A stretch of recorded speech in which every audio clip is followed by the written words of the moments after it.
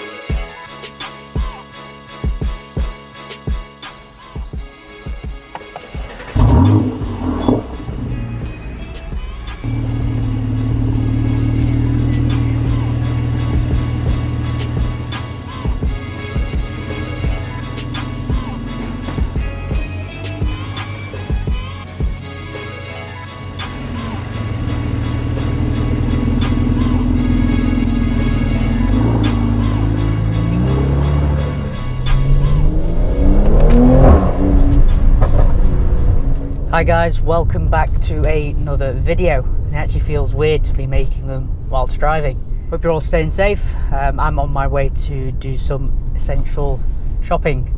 Right, so a while back I did a video on several tips around how to go about buying an AMG Mercedes.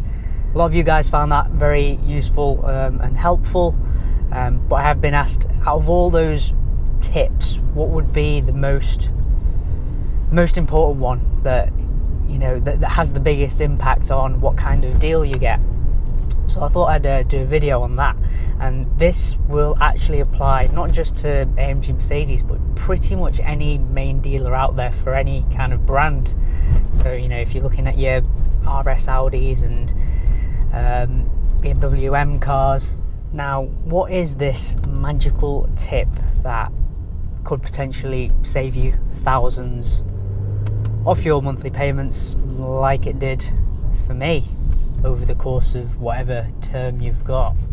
To sum up the concept, it's really understanding the power of having a bargaining tool at your disposal.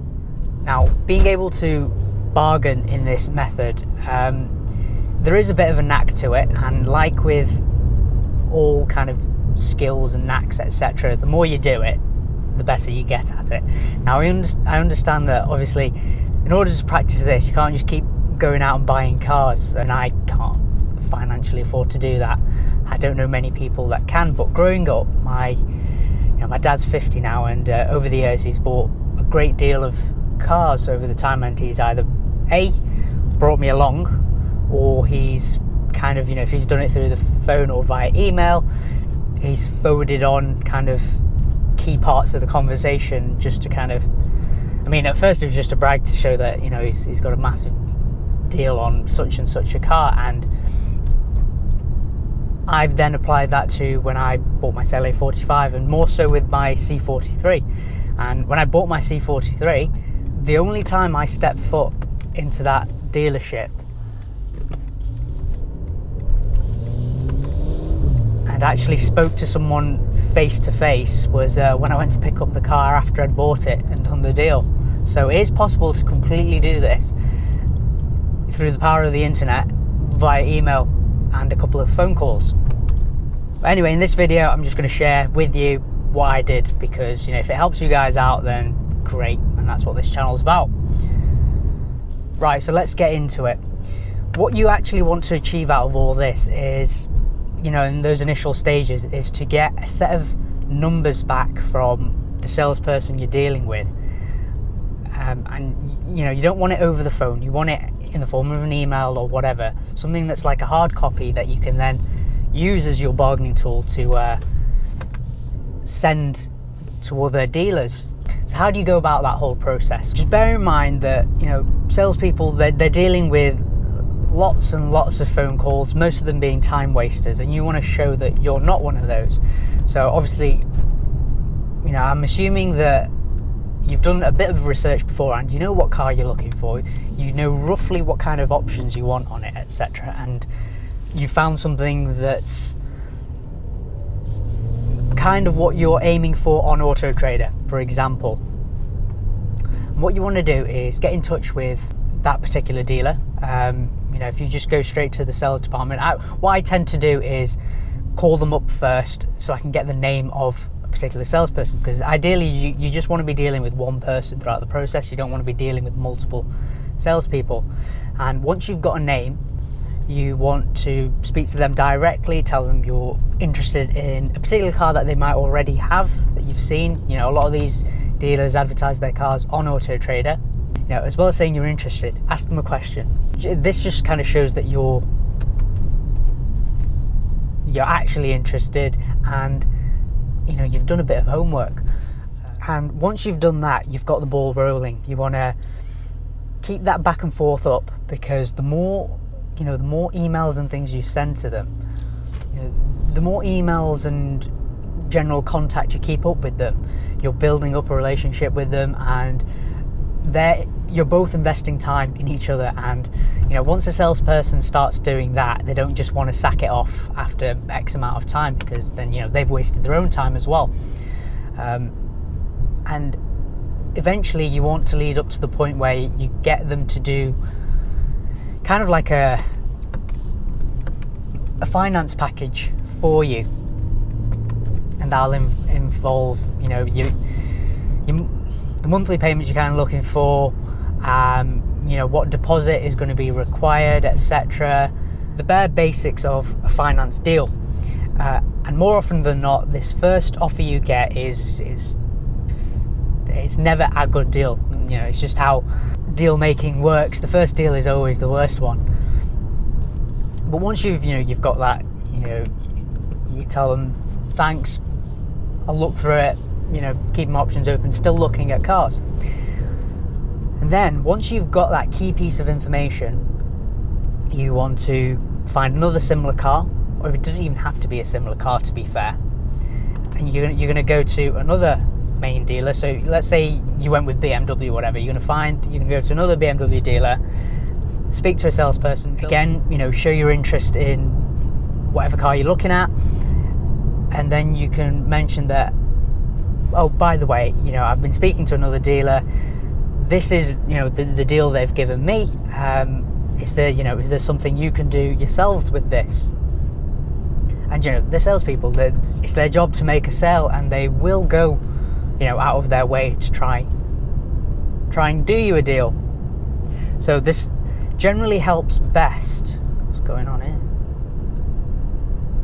Okay. This generally works best when you've got two similar cars, similar specs, which when I bought my C43, there were so many that were kind of this spec, like it's as though everyone just bought them like this.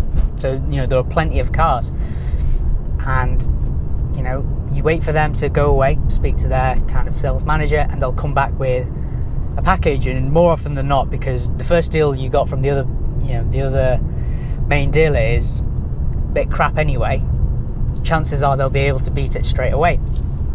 And then once you've got that piece of information from this second dealer, you're going to go back to the first dealer and say, you know, I'm still very, very interested, you know, I want to buy such and such a car. However, this other dealer has done me this deal. What can you now do? And, you know, it is a bit of a long game. The whole process of buying my C43, I probably went back and forth for a couple of weeks. But in the end, as you've seen, you know, it was worth it. Now, if you wanted to, I think what I did, I introduced a third dealer into the mix. I was going round and round in a triangle, basically, and you'll be surprised at the lengths that, you know, a salesperson will be to accommodate the kind of deal that you're looking for. Because at the end of the day, you know, they want to do a deal as much as you do. They're not quite bothered, particularly main dealers rather than specialist dealers. To them, you know, they've got a quarterly target of a certain number of cars that they need to sell, so the actual overall value that they sell the car for isn't as important to them. You know, it's more important that they shift those cars to meet their own targets.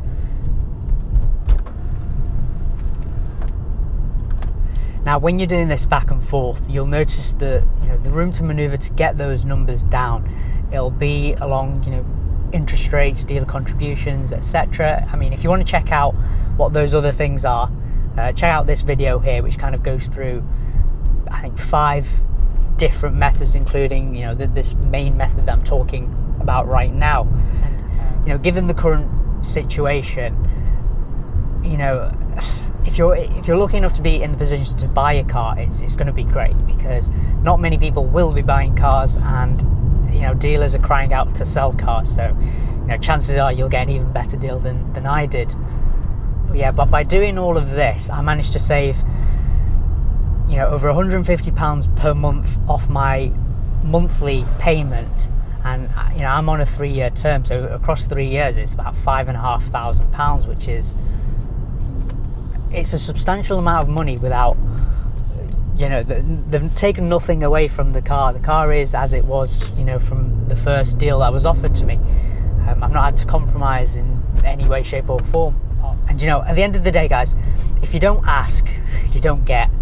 If you have kind of employed this method before, because you know, I won't be the first person to have ever done it, let me know what kind of offers let me know what kind of deals you've managed to get off on particular cars down in the comments, and kind of how it affects different types of cars. So obviously this is kind of sports luxury car. I mean, I don't know how it works on, let's say you've done it on a hot hatch or right up to a supercar. I can imagine, you know, the deals you might get off on a more expensive car is even better still. What kind of experiences have you had? Let me know down in the comments. As always, guys, thanks for watching, and I'll see you in the next one.